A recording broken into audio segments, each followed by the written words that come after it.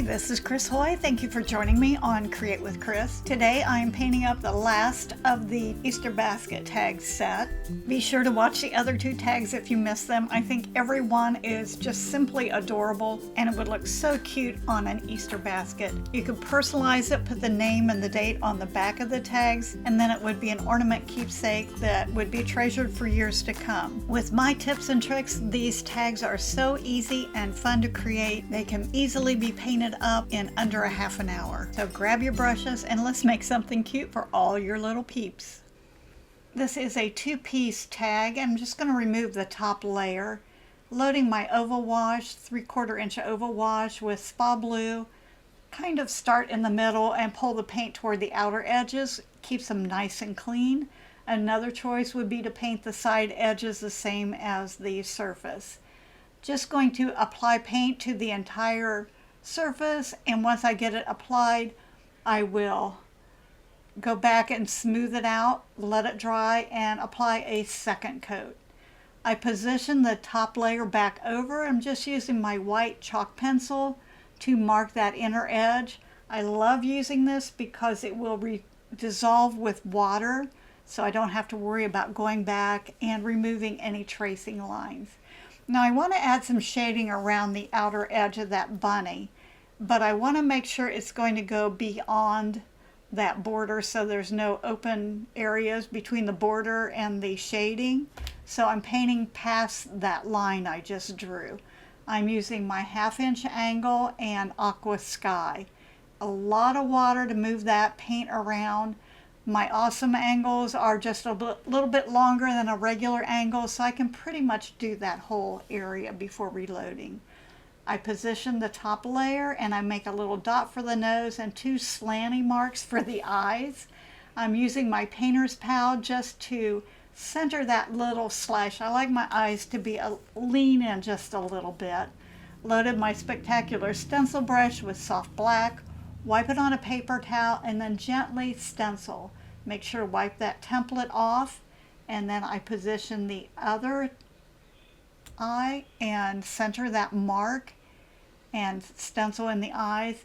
This way I know they're going to be perfectly positioned. The nose is pretty much a rounded triangle, so I'll just paint across the top, just kind of a little half moon. Go straight down from the center and then kind of bring those sides in. Just a real simple geometric shape using cotton candy and my number 4 radical round to get that base coat on. I like to put a little bit of shading around the eyes and nose. It makes it look like they're settled into the face and not just painted onto the face. Picked up a touch of aqua sky on my 1/8 inch awesome angle just to float a hint of color around the nose and the eyes, and then I also pull it down where that mouth line would be. A little bit of paint makes a big difference, and this is one of those touches that really make it stand out. And I did add just a little bit under the eyebrow as well. And then I picked up some more aqua sky. I'm scooping a little bit of a float along the bottom of the right side. Go back with my 20-aught script liner and Snow White. Put that little comma stroke in there, nice and slow and even, and then use my stylus to add a sparkly dip dot in top left of each eye. The nose needs just a bit of shading. A little bit makes a big difference. I'm using Wild Berry, sticking with my 1/8 inch angle because it's a small area and it has a lot of control. Picked up Snow White to brighten that top. And I can use my 20-aught script liner as soft black, or I just grab my 0.05 micron pen, adding the eyelashes and the eyebrows. Super easy. Either one works well, and a little down stroke for the mouth. I picked up cotton candy on my diverse dry brush, and there's 7 different sizes, so there's a size for everything. And I'm dry brushing the cheeks. I have to wipe it on a paper towel to remove excess paint. Don't try to rush this. Build it up slowly. Work on both of them at the same time. They'll build up equally, and when it's finished, they'll just be perfectly balanced. and just keep working. I have not reloaded. Usually one load is more than sufficient to apply a beautiful dry brush. And I'm going back with my pen to add some whiskers, and I thought it would be cute to add some little crinkly whiskers, just a little more personality. Isn't he adorable? I want to paint the inside of the ears and the feet with pink, so I'm going back with my chalk pencil, marking those spaces out. And I'm doing all the little toes and the pads on the feet, just going in with my number 4 radical round to base coat those, bigger than the marking line. If I went just to the marking line, it wouldn't go behind that top border. So make sure that's a little bit bigger than the line that's marked. This will also take 2 layers of paint. I always make sure when I apply the base coat to follow the contour of whatever I'm painting, so that even if the second coat isn't perfectly opaque, it's following the contour of the ear, so it just looks like a little more texture in the ear. I did the toe pads and the paw pads, each one separately, and I used my radical round. However, when I went back and put the top layer on to see if that was in the correct place, there were so many places that I had missed. So I decided it probably would be a better choice to go back and paint the whole area. And that way I'm not trying to guess where those top layer frame is going to go on the feet. And that worked out really, really well. Now that I have that in place, I'm just going to shade the outer edge of everything with Wild Berry. I like to shade one side on these small areas, let it dry, and then go back and shade the other side. I'm using a 3/8 inch angle and Wild Berry, a lot of water. It just really makes it easy to move it around. And I was worried about the shading on the feet. This worked out really, really well. I like to add a little more dimension, so I picked up my Diverse dry brush. This is a smaller one, Snow White, wipe it on my paper towel, and then I can go in and add a highlight in the ears and the feet. And just this little bit of dry brushing makes such a big difference. Look how those little ears and the feet start to really glow. These brushes are huge. I use them every time I paint. If you're not familiar with the Diverse dry brush, I did do a video on them as well.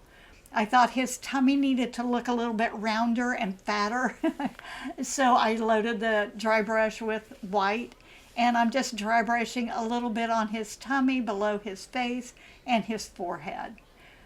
To paint the top border frame is very difficult with a brush, so I'm using a triangle cosmetic sponge.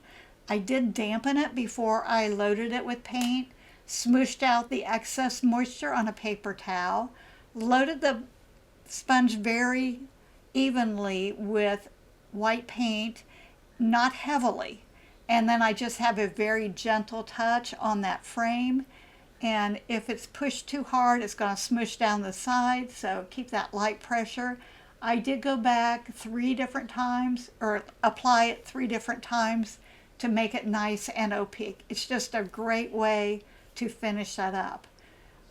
Dip dots add another touch of whimsy, but I was concerned about adding dip dots without the frame on it, so I'm just holding the frame in place. That way I know my dip dots are going to be in the correct position. I dip and dot twice. That way my dots are fairly consistent in size. This is such a whimsical, fun piece that it doesn't make a whole lot of difference, but I try to be consistent with dot size. On the pads of the feet, on the heel pad, I used the big end of my stylus. For the little tiny toe pads, I did drop down to the smaller end on the stylus. That way I can get 3 tiny little dip dots in there. Otherwise, you're only going to get 1 or 2, and it just looks a little better design-wise to have 3. And then fill in the pad. Just be careful when you take the top frame off, that you don't smear any of those dots. I'm adding a little decorative border edge using my 05 micron pen, and this is just a long line, one or two or three little short lines, and then another long line. Just adds a little more decoration and makes it not look so plain. Using the micron pen is very easy. I find it best when I pull it towards me to kind of stay even and consistent. Also, don't go faster than the ink can flow through the tip of the pen. If you find your pen is skipping, you may be pulling it too fast. Slow down. Also, make sure that paint is completely dry. Otherwise, the pen won't work, and then the tip's going to get gummed up with paint, and it kind of creates a disaster. Just that little bit of line work, I think it sets it off and makes it look so cute. And you can also use this pen if you want to add a name on the back side. I forgot about adding some little dip dots on the cheek. Always brightens up his face. Made a little teeny tiny bow. I attached the frame to the bunny with Aleene's tacky glue. I used hot glue to add the bow. I had so much fun painting this little bunny, and I love how he turned out. Everything I used is listed in the description below. If you decide to paint some, I would love to see them. Tag me or share it in the comments. Don't forget to like, subscribe, and hit the bell so you don't miss out on any of my upcoming tutorials. If you enjoyed this, please share it with your friends. Thank you for joining me today, and I look forward to our next painting adventure together. And remember, a little bit of paint makes a big difference.